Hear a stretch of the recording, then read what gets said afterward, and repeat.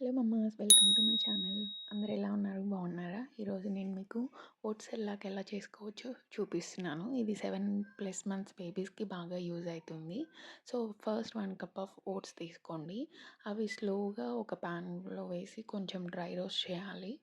కొంచెం ఓట్స్ అనేవి కొంచెం లైట్ రెడ్డిష్ కలర్ వస్తే బాగుంటుంది. సో అవి కొంచెం కూల్ అయ్యాక మిక్సీ గ్రైండర్లో పట్టించి ఒక స్మూత్ పౌడర్ లాగా చేసుకోవాలి.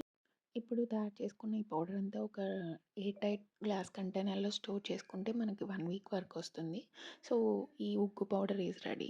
ఇప్పుడు ఈ ఉగ్గుని ఎలా చేసుకోవచ్చో చూపిస్తున్నాను. ఫస్ట్ ఒక గ్లాస్ తీసుకొని అందులో కొంచెం వాటర్ వేసి 1 table spoon or 1 spoon first మీరు ఒకసారి పిల్లలకి ఇచ్చే ముందర ఏదైనా ఒక స్పూన్తో స్టార్ట్ చేయండి. లంప్స్ లేకుండా బాగా మిక్స్ చేసుకోవాలి.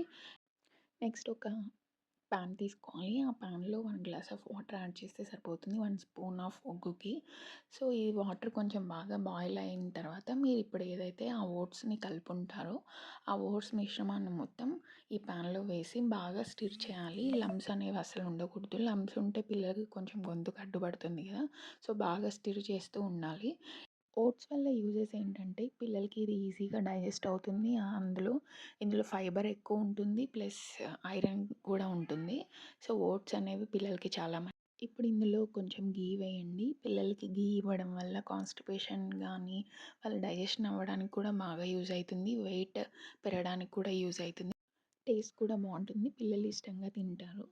సో ఇప్పుడు మీకు చూయించిన విధంగా ఈ కన్సిస్టెన్సీలో రావాలి. అంతే, healthy oats is ready. So do like, share, comment below. Thank you.